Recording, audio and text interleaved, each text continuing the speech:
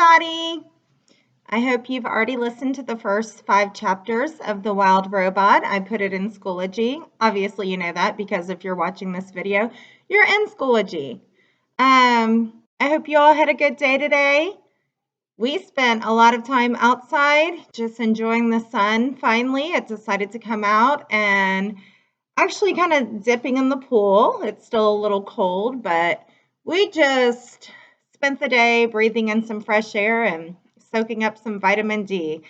So that's why I look like this, but that's okay. So we left off. The big question was, how was Roz going to scale that big cliff to get to the lush greenery at the top of the mountain? She is a robot, and I'm sure she's not as flexible as we are. Not that I could probably scale a big cliff, even being a human being. But I am going to find chapter 6, The Climb, and that is where we're going to begin. So this is chapter 6, The Climb. Crack, thunk, clang.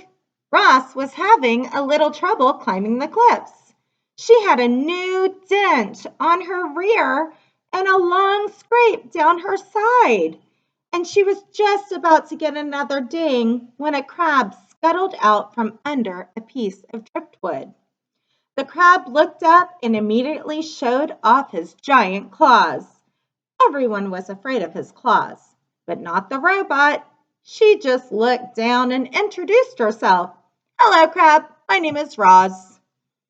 After a brief standoff, the crab cautiously backed away, and that's when Roz noticed how easily he moved over the rocks.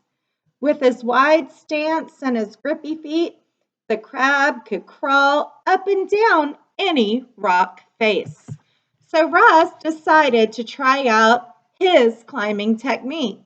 She spread her arms wide and clamped each of her hands onto the cliffside. She jammed one foot into a crack and lifted her other foot onto a narrow ledge. And just like that, she was climbing. Roz moved awkwardly at first. A chunk of rock crumbled in her hand, and she had trouble finding footholds. But as she climbed higher and higher, she started to get the hang of it. Seagulls squawked from their cliff nests and soared away when the robot came too close. But Roz paid them no mind.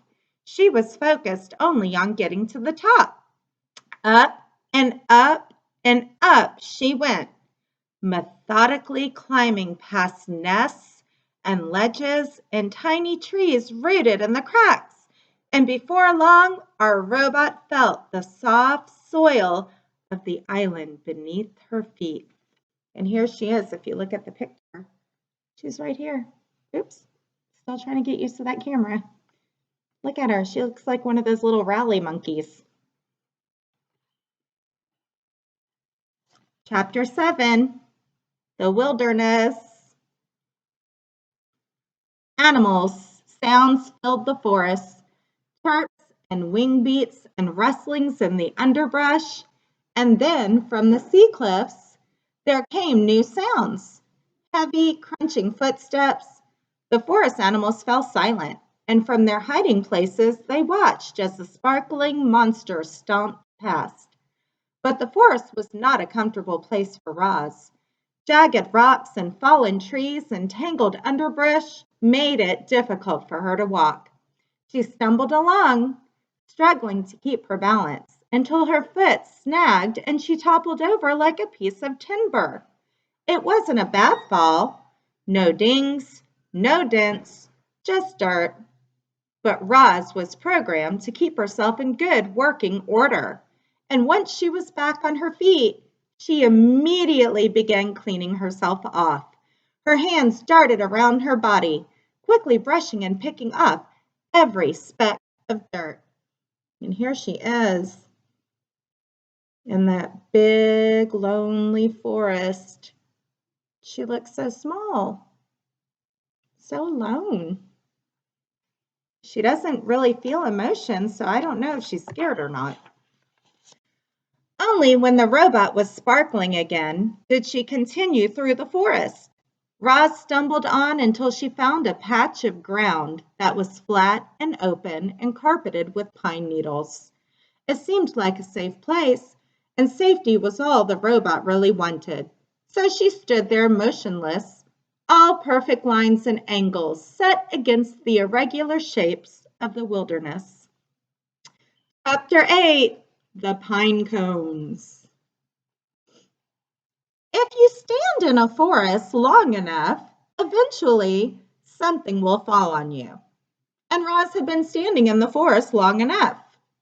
A gentle wind whispered through the treetops, and then, thunk, a pine cone bounced off her head. The robot looked down and watched the pine cone roll to a stop. It seemed harmless, so Roz went right back to doing nothing.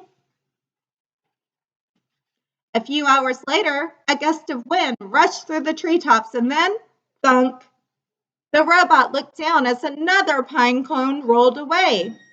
And then a few hours after that, a howling wind tore through the treetops. It bent trunks and shook branches, and then, thunk, thunk, thunk, pine cones began raining down. Thunk, thunk.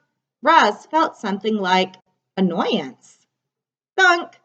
She quickly scanned the area for somewhere safe from pine cones, and she spotted the perfect place when she looked up at the huge rocky shape that towered above the forest.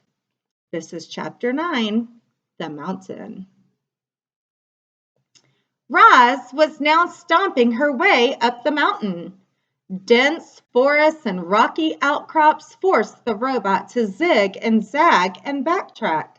But after an hour of steady hiking, she arrived at the craggy mountain peak.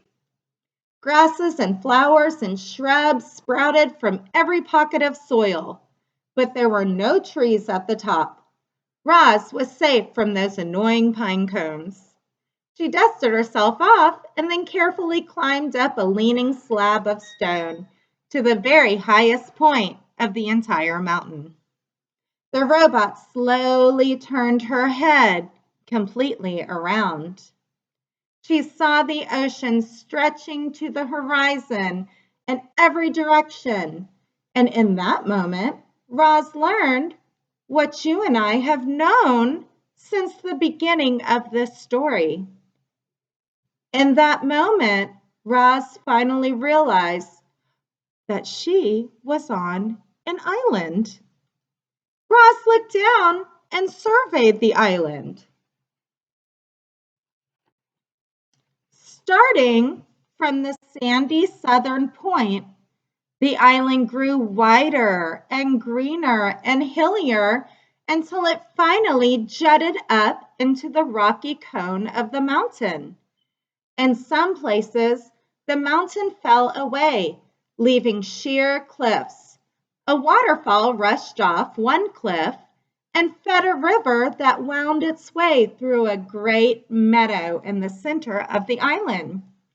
The river flowed past wildflowers and ponds and boulders and then disappeared into the forest.